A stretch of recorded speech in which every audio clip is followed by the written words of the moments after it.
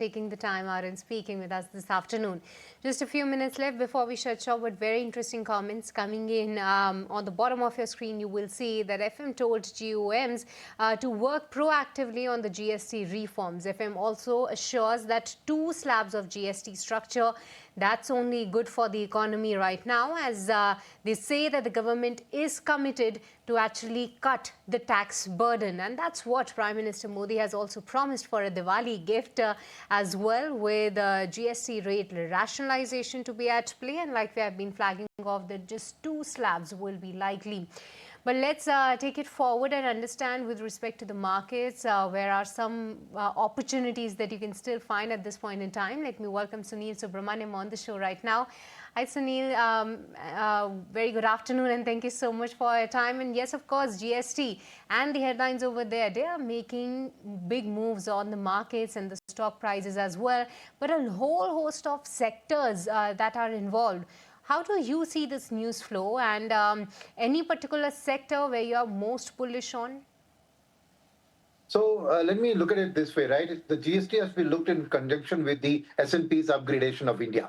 I think the two go hand in hand. They came within a day of each other. The reason I'm saying that is that, see, domestic buying support has been strong.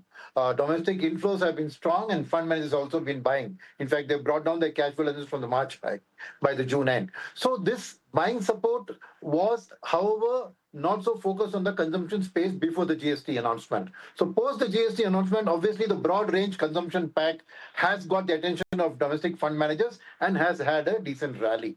But what I would say is that the real upswing for the market is going to come from the S&P rating as it flows through into a re-rating of India in the hands of FIIs. And this, I think, is the key one, which is because FII support has been lacking. They have been very off and on. April, May, June, they came in. July again, they started selling. August, they've been selling. So it's a mixed bag from the FIIs. And when they turn over into a positive frame in India, and what's not helped for India has been the valuations, right? So when you're dealing with a reasonably high valued market like India, you need the growth triggers to be clear.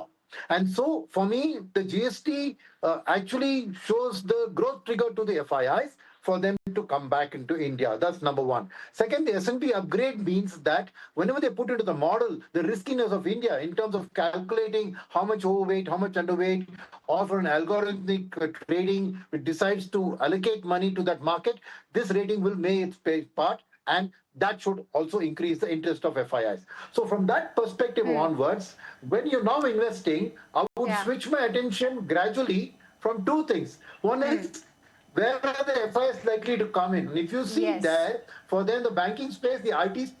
No, absolutely.